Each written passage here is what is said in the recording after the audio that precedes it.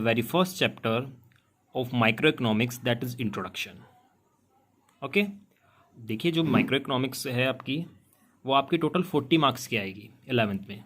पहले क्या होता था इन प्रीवियस ईयर्स, जो आपकी माइक्रो इकोनॉमिक्स थी वो आपका 12th सिलेबस का पार्ट था, लेकिन सीबीएसई ने चेंज करके माइक्रो इकोनॉमिक्स को 11th में लेके आ गए, और माइक्रो इकोनॉमिक्स जो आपका 12th का पार्ट था वो 12th में, और यहाँ से एक बुक थी इंडियन इकोनॉमिक डेवलपमेंट, वो आपकी 12th में चली गई है।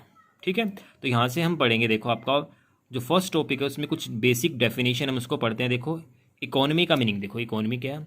It means all such institution which provide means to work to the people constitute an economy. It is a system by which people get living.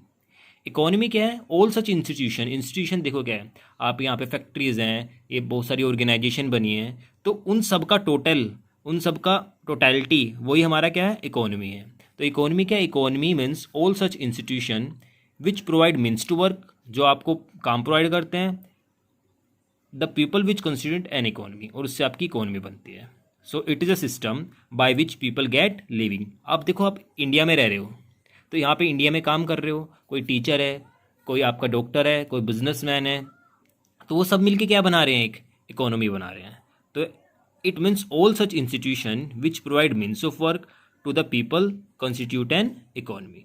जो लोगों को काम प्रोवाइड करते हैं, जो इंस्टीट्यूशन, जो ऑर्गेनाइजेशन लोगों को काम प्रोवाइड करते हैं, उन सब के टोटल को हम क्या बोलते हैं? इकोनॉमी। उसके बाद देखिए नेक्स्ट पॉइंट क्या है? इंडिविजुअल। अब इंडिविजुअल कहता है, आपको पता है कि आप एक क्या हो? इंडिविजुअल हो। अब यहाँ पे अगर डेफिनेशन की बात करें, देखो वो क्या है?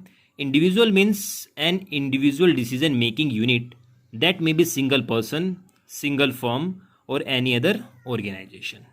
इंडिविजुअल क्या है? इंडिविजुअल कोई पर्सन भी हो सकता है। आप सपोज करिए आप अकेले हो, तो आप क्या हो? एक इंडिविजुअल हो। अगर हम बात करें एक बिजनेस यूनिट की, वो भी एक इंडिविजुअल है, या एक ऑर्गेनाइजेशन की, वो भी एक इंडिविजुअल है। तो इंडिविजुअल क्या है? Individual means individual decision making unit that may be a person, that may be a firm and that may be a organisation. अब फर्म क्या होती है? देखो firm, a firm is a particular production unit. जो आपकी production unit है उसको हम क्या बोलते हैं? फर्म। तो firm is a particular production unit. जैसे आप एक लगा लो, एक फैक्ट्री है, ठीक है, वो प्रोडक्शन कर रही है किसी एक पर्टिकुलर चीज़ का, तो वो एक क्या है? एक फर्म है। उसके बाद देखो industry, all the firm producing the same commodity constitute an industry. वो सारी फर्म जो सेम प्रोडक्ट बना रही है। अब सपोज करिए मैं बोलूँ आपको, एक कंपनी पेन बना रही है, एक कंपनी क्या बना रही है? एक पेन बना रही है। उसका सपोज करिए उसका नाम है राम कंपनी। तो राम कंपनी ने पेन बनाया, वो तो होगी है फर्म। अब जितनी भी सारी फर्म मिलके पेन बना रही है, एक राम कंपनी बना रही है, श्याम कंपनी बना रही है, मोहन कंपनी बना रही है, आपका रिनोल्ड्स भी बना रहे हैं, ठीक है, तो ये रोरिटो भी बना रहा है आपका। तो ये आपकी बहुत सारी कंपनीज हैं, हर एक कंपनी क्या बना रही है? पेन बना रही है, उसे ही मिलके बोलेंगे हम industry. All the firm producing the same commodity constitute an industry. सारी फर्म मिलके क्या बनाएंगी? सारी फर्म मिलके एक जैसा प्रोडक्ट बना रही हैं। अब सपोज करिए एग्जांपल लेते हैं, सपोज करिए कि आपका फ्रिज बनाती है, एलजी ने फ्रिज बनाया, तो एलजी क्या होगी? एक फर्म हो गई। अगर एलजी ने फ्रिज बनाया तो एलजी क्या होगी? एक फर्म हो गई, क्योंकि एलजी क्या है? A firm in a particular production unit. एक पर्टिकुलर प्रोडक्शन यूनिट को हम क्या बोलते हैं? फर्म। वो एलजी मैंने ले लिया। अब सपोज करिए एलजी, सैमसंग, वर्लपूल, ठीक है, ये कई सारे आपके ब्रांड हैं, ये कई सारी कंपनीज हैं जो क्या बना रहे हैं? आपकी सेम क्या बना रहे हैं? वो सेम फ्रिज ही बना रहे हैं। तो all the firm producing same commodity constitute an industry. उसके बाद देखिए स्कार्सिटी का मीनिंग क्या है? It means limited availability of resources in relation to demand. Scarcity एक तरह से आप समझ सकते हो कमी। जब मार्केट में किसी चीज़ की डिमांड तो क्या हो? ज़्यादा हो, और उस चीज़ की सप्लाई क्या हो? कम हो, उसे बोलते हैं स्कार्सिटी। सपोज करिए आप मार्केट में कोई कमोडिटी खरीदने गए हैं, ठीक है, उसको आपको कमोडिटी की जो रिक्वायरमेंट है वो तो है आपको 500 यूनिट की, और जो मार्केट में अवेलेबल है वो कितनी है? केवल 300 यूनिट। तो उसे हम क्या बोलेंगे? स्कार्सिटी। 200 की क्या होगी आपकी स्कार्सिटी? क्यों? क्योंकि आपने डिमांड करी 500 यूनिट की, और आपको जो मिला है वो केवल कितना मिला है? 300 यूनिट। तो वो आपकी क्या होगी? स्कार्सिटी। तो all it means limited availability of resources in relation to demand. जब आपकी डिमांड मार्केट में ज़्यादा हो और उसकी सप्लाई कम हो, उसे बोलते हैं हम स्कार्सिटी।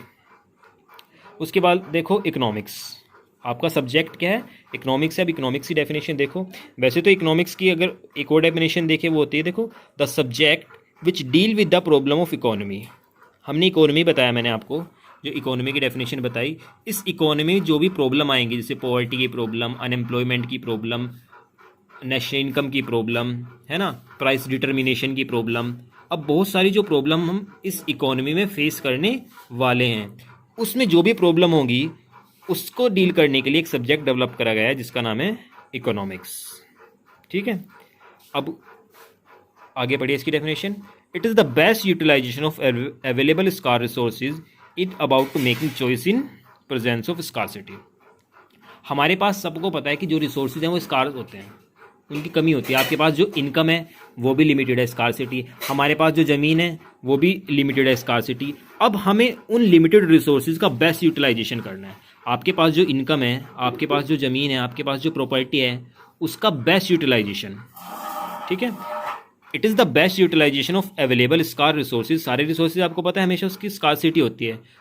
किसी के पास भी अनलिमिटेड चीज़ें थोड़ी ना है, हर एक की लिमिट है। पैसा है उसकी भी लिमिट है, कोई आपकी प्रॉपर्टी है उसकी भी लिमिट है। अनलिमिटेड पैसा तो किसी के पास नहीं है। तो उस स्कार्सिटी के अंदर जो भी आपके रिसोर्सेज है उनका बेस्ट यूटिलाइजेशन करना, उसे हम क्या बोलते हैं, इकोनॉमिक्स। अब जो आपकी इकोनॉमिक्स है उसको मेनली आप दो ब्रांच में पढ़ते हैं। देखो, एक होता है आपका माइक्रो इकोनॉमिक्स और एक आपका होता है मैक्रो इकोनॉमिक्स। वो हम नेक्स्ट वीडियो में डिस्कस करेंगे।